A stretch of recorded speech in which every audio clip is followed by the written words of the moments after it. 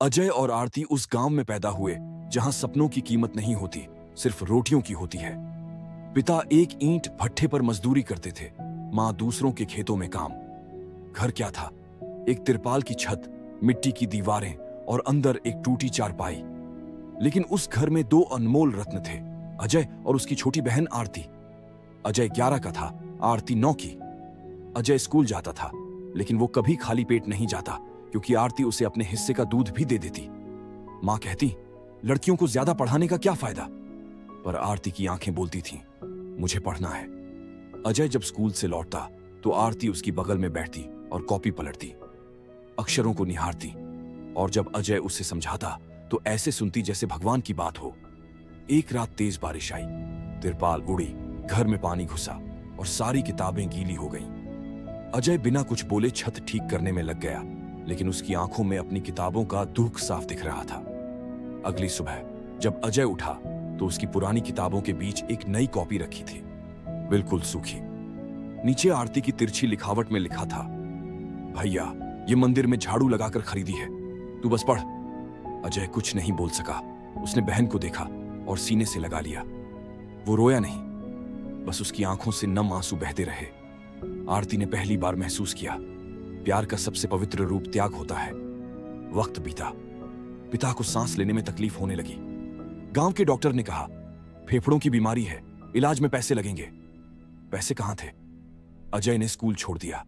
अब वो ईंट ढोने लगा, वही काम जो उसके पिता करते थे। मां ने मना किया, लेकिन अजय ने बस एक बात कही, अब मेरी उम्र खेलने की नहीं, आरती के सपने बचाने की है। आरती समझ गई थी, अब उसके हिस्से की पढ़ाई नहीं होगी, लेकिन वो हार मानने वालों में से नहीं थी। रात को चुपचाप दूसरों के घरों से पुराने अखबार और किताबें उठाकर लाती और टीन की छत के नीचे बैठकर दिए की रोशनी में पढ़ती रहती। अजय अब रात में घर लौटा, हाथों में छाले, कपड़े मिट्टी से सने। लेकिन जब बहन को पढ़ते देखता तो थकान जैसे कहीं उड़ जाती। एक दिन अजय ने सुना कि सरकार ने स्कॉलरशिप योजना निकाली है, जो ओपन बोर्ड से 10वीं पास करे और फिर हेल्थ असिस्टेंट कोर्स में दाखिला ले, उसे ट्रेनिंग और स्टाइपेंड मिलेगा।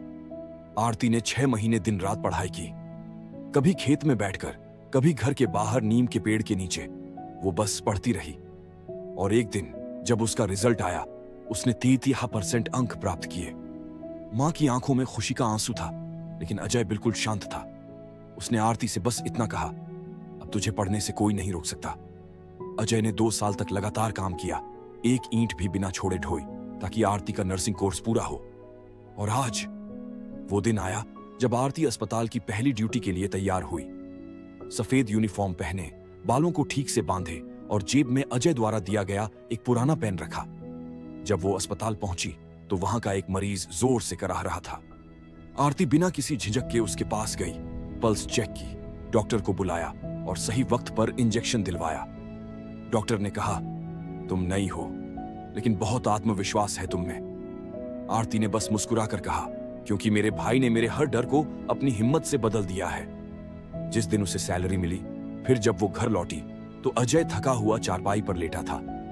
आरती उसके पास गई, पैर दबाए और उसकी हथेली में पहली सैलरी के रुपये रख दिए। अजय चौंका। ये क्या? आरती मुस्कुराकर बोली, अब तेरी बहन किसी की नौकरानी नहीं, किसी की नर्स है। अजय की आंखें भर आईं। उस रात दोनों चुपचाप छत पर लेटे रहे। आसमान में तारे थे, जैसे हर एक तारा उनके संघर्ष की गवाही दे रहा हो। दोस्तों, अगर आपने भी इस कहानी को दिल से महसूस किया तो इसे अपने उस भाई या बहन के साथ जरूर शेयर करें जो आपके लिए चुपचाप लड़ता रहा, बिना कुछ कहे। और ऐसे ही सच्चे रिश्तों की कहानियां देखने के लिए सब्सक्राइब करें स्टोरीज जो दिल को भाए।